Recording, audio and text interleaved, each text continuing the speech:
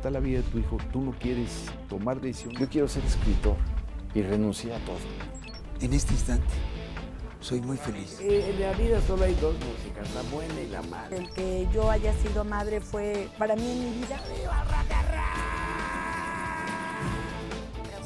El día más feliz de mi padre esta entrevista muy personal. El día de hoy me da muchísimo gusto hacer esta entrevista muy personal con el antropólogo Diego Prieto. Él es el director general del INAH. ¡Qué placer! Qué gusto, Viviana, que poder recibirte y que podamos conversar sobre la vida, la cultura, el país, el patrimonio. A ver, Diego, platícame cómo fueron tus primeros años que finalmente te formaron para empezar a estudiar antropología. Bueno, pues yo no soy tan jovencito. Nací en 1956 en la Ciudad de México. Mi padre y madre de la Ciudad de México.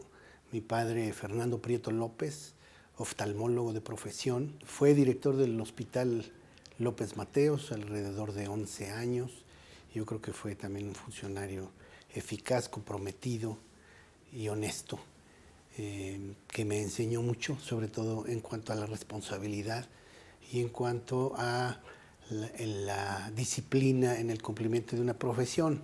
Mi madre, pues una mujer hermosa, educadora, trabajó su juventud en todo el área de Xochimilco, Tláhuac, con gente que todavía hablaba náhuatl y con una enorme religiosidad, por cierto, y pues una mujer humilde, una mujer amorosa, una mujer de una enorme sabiduría. Pues crecí en la Ciudad de México, en Coyoacán, aunque tenía que trasladarme hasta, pues, que sería Anzures, al colegio, un colegio de padrecitos, porque mi padre pues no era creyente, pero mi madre sí, y ella era la que determinaba un poco la parte ¿Tus hermanos? educativa. Fueron 9, somos 9, más bien somos 9 en total. ¿Qué te dicen tus papás cuando quieres estudiar antropología? Porque si bien es una carrera hermosa, también es una carrera donde pocos antropólogos acaban generando, o sea, no es una carrera muy bien remunerada. Bueno, yo quería estudiar como 8 cosas y finalmente me decidí en antropología, primero por una suerte de casualidad y luego pues fue realmente un gran descubrimiento encontrar en la antropología ese estudio cuidadoso y sistemático de la diversidad humana. Originalmente entré a la Escuela Nacional de Antropología e Historia en 1974, básicamente porque en el ambiente posterior al 68 mis hermanos participaron en el movimiento estudiantil, había que integrarse, como quien dice, al movimiento social, a la transformación del país, y alguien me dijo, no, en la escuela hay una buena cantidad de profesores que enseñan marxismo y lo enseñan muy bien. Yo estaba atraído por la teoría marxista y básicamente por eso entré simultáneamente a antropología y a economía en la UNAM. Durante un año cursé las 2 carreras, después como había que hacer una serie de trabajos de carácter social y también el trabajo de campo en la antropología me reclamaba mayor tiempo, entonces decidí quedarme en la antropología, pero la maestría propiamente ya la concluí en ciencias antropológicas en la UAM Iztapalapa, donde hay un grupo de profesores muy consistente y creo que esta maestría que recién terminé en el año 2014 me permitió actualizar mi formación como antropólogo y meterme. El momento en el que tú empiezas a estudiar antropología era una época muy complicada socialmente. Bueno, fueron las dictaduras en América Latina, viene lo del movimiento del 68, pero aquí en México nunca vimos esa represión que se veía en ese entonces en distintos países de América Latina. Bueno, había una lucha un poco sorda, porque después del 68, pues lo que sucede es que se desarrollan muchos movimientos en la clandestinidad o en la semiclandestinidad. Acuérdate que en 1976, por ejemplo, solo hubo un candidato a la presidencia de México, que apareció por varios partidos, pero solo había un candidato. Había una candidatura ilegal que fue la de Valentín Campa por el Partido Comunista Mexicano. Entonces sí había una represión, pero no era una represión del tipo de la que se daba en América del Sur. Yo milité en algunos grupos particularmente vinculados con el movimiento urbano popular. Yo me fui a una colonia popular aquí en el sur de la Ciudad de México con Marisa, que todavía no nos casábamos, pero luego nos casamos y estábamos trabajando ahí, abriendo calles, participando en las gestiones para la urbanización de la colonia. Mi hermana daba clase en una escuela popular porque en aquel entonces todavía la oferta en educación básica, a diferencia de lo que hoy sucede, no abastecía a la demanda, sobre todo en los sectores más pobres. Entonces eso me permitió pues un acercamiento muy interesante a los sectores populares del país. Me incorporo a la Escuela Nacional de Antropología e Del mundo Historia. de la cultura, ¿con quién te empiezas a llevar ahí? Pues sobre todo con la gente de las ciencias sociales, mis amigos arqueólogos, por ejemplo, la gente que estudiaba lingüística, etnohistoria, pero también la gente de la Universidad Nacional Autónoma de México. Por ejemplo, aprendí mucho de el maestro Adolfo Gili, ¿no?, que nos enseñó mucho sobre la historia de México y de las luchas populares. Recuerdo un profesor muy interesante en la Escuela Nacional de Antropología e Historia, que fue Leo Zuckerman, no el que sale ahora en la televisión, sino quien venía de la antigua República Democrática Alemana y que tenía un conocimiento muy profundo del movimiento obrero internacional. En 91 entro a la Escuela Nacional de Antropología ya como profesor investigador, con mi plaza. Y ahí seguías en la grilla, en los movimientos estudiantiles y todo. Sí, de alguna manera, y ya me integro a la planta de investigadores del INAH, y en 1995, Tere Franco, que era directora en ese entonces del INAH, me invita a dirigir el INAH en Querétaro. Entonces me voy a Querétaro. Fue para mí una experiencia muy importante porque desde Tere Franco era durísima, era temida. Cualquiera que quisiera hacer una obra, Tere Franco era temida. Cualquiera que quisiera hacer una obra se le echaba para atrás. Sí, es una funcionaria estricta y que yo aprecio, y me dio esa oportunidad. Me voy a Querétaro y conozco el INAH en su totalidad, porque pues dirigir el INAH en un estado es como dirigir un pequeño instituto, ¿no? Tienes todas las áreas del INAH, arqueología, museos, monumentos históricos, los estudios etnográficos, el tema de la difusión cultural, pero en un estado. Ahora que te toca estar aquí, enfrente de este instituto, a mí hay algo que me llama muchísimo la atención. Ese museo se hizo hace 50 años. Sí. Tenemos muy poco de lo nuevo, de lo que se ha descubierto de 50 años para acá. Bueno, hay cosas, porque pero muy poco. Te quiero decir que ese museo ya en varias salas ha tenido reestructuraciones. Por ejemplo, la Sala Maya incorporó varias piezas muy interesantes, resultado de las exploraciones en Toniná que condujo Juan Yadeum, por ejemplo.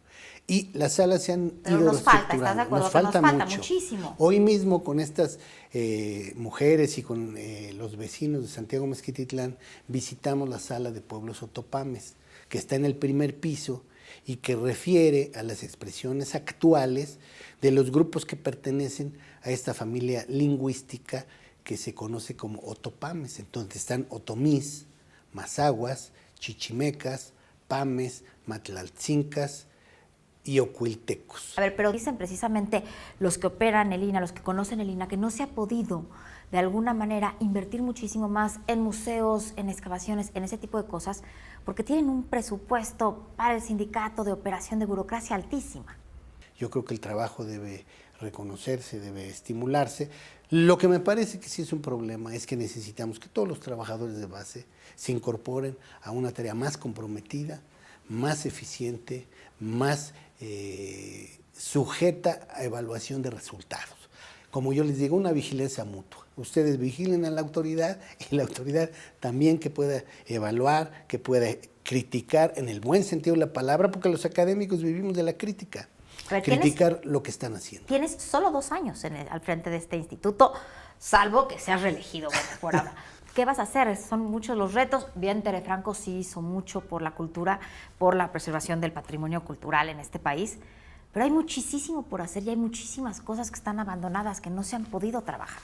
Yo lo que quiero es que dentro de 2 años podamos entregar a la sociedad una mejor institución, una institución que tenga más claras sus tareas relacionadas con el estudio, con el cuidado, con la protección jurídica, con el reconocimiento y aprovechamiento social del patrimonio antropológico, histórico, arqueológico de nuestro país y que pues que sea una institución que esté cumpliendo de mucho mejor manera su demanda social y cumpliendo una labor importante por lo que se refiere no solo al sentido de pertenencia de los mexicanos en relación con la nación tan, entrañable a la que nos sentimos ligados, sino también reconocer su diversidad y también una institución que contribuye, eso sí te quiero decir porque lo he visto con toda claridad, de manera decisiva al desarrollo de procesos educativos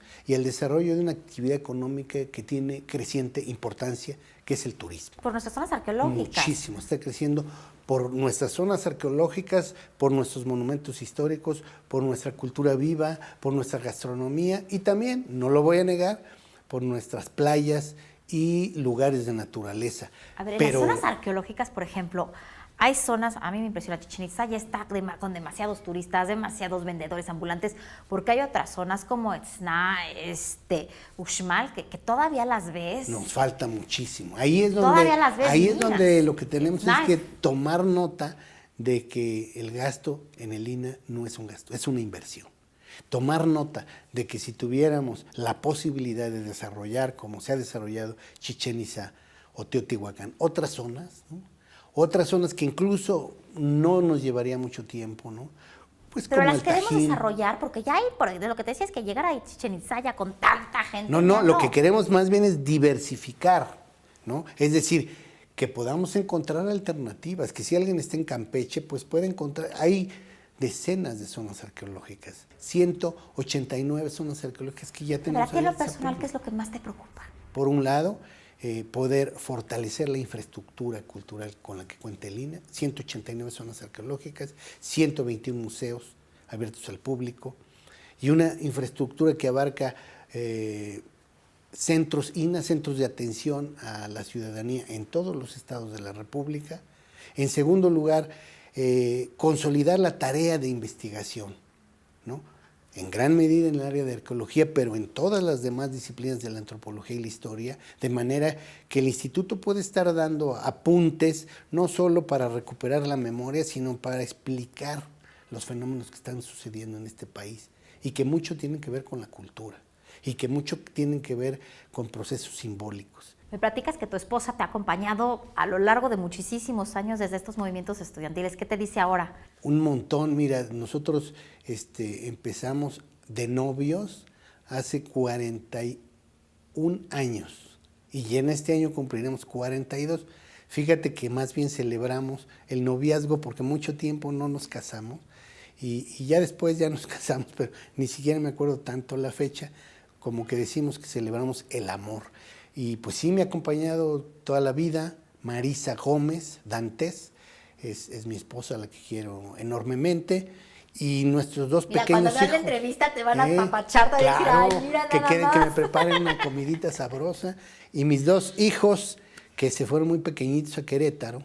En realidad yo digo que mi casa es Querétaro, ¿no? Aquí pues vine a desempeñar el encargo que orgullosamente he asumido. ¿Cuál ha sido el día más feliz de tu vida? Pues yo creo que podría ser el día que Marisa me dijo que sí. ¿Y cómo fue eso? No, pues estábamos justamente en una marcha de los trabajadores electricistas del SUTERM. Y después nos fuimos a una fiesta. En esa época había un movimiento obrero que emergía. Fuimos a una fiesta y ahí se concretó el asunto. Y bueno, pues también fue un día, por supuesto, de enorme felicidad cuando nuestra secretaria de Cultura, María Cristina García Cepeda, me pregunta si aceptaría ser director general de esta institución, lo cual significó para mí pues culminar una carrera que inició, como sabes, hace mucho y que ha transcurrido por distintas vías, por distintos caminos. ¿Has trabajado ya mucho tiempo con Maraki desde que estaba en distintos lados, ¿no? En el Auditorio Nacional y todo, no. ¿o nunca? Yo entro a la Secretaría Técnica en septiembre de 2015 cuando está el proceso de discusión de la Secretaría de Cultura.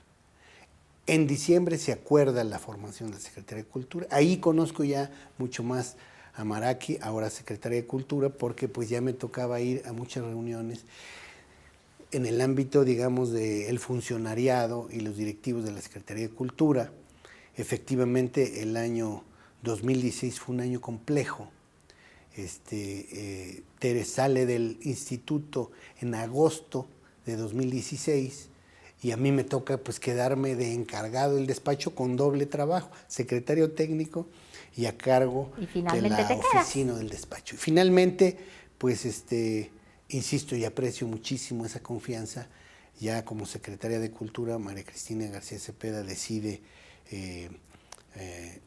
ofrecerme este cargo y el 16 de enero pues ya se anuncia mi nombramiento como director general del INAH, que te digo, para mí es un desafío muy importante. ¿Y el día más triste de tu vida cuál es? Yo creo que fue cuando murió el bebito pequeño que tuvimos. Tuvimos un primer bebito, Diego Aurelio, y se murió como a los 2 meses. Complétame esta frase, Diego Prieto es... Una persona. Muchas gracias. A ti. Cuando está la vida de tu hijo, tú no quieres tomar decisiones. Yo quiero ser escritor y renuncié a todo. En este instante, soy muy feliz. En la vida solo hay 2 músicas, la buena y la mala. El que yo haya sido madre fue para mí en mi vida. Preguntas. ¿Y el día más feliz de tu vida? Esta entrevista muy personal.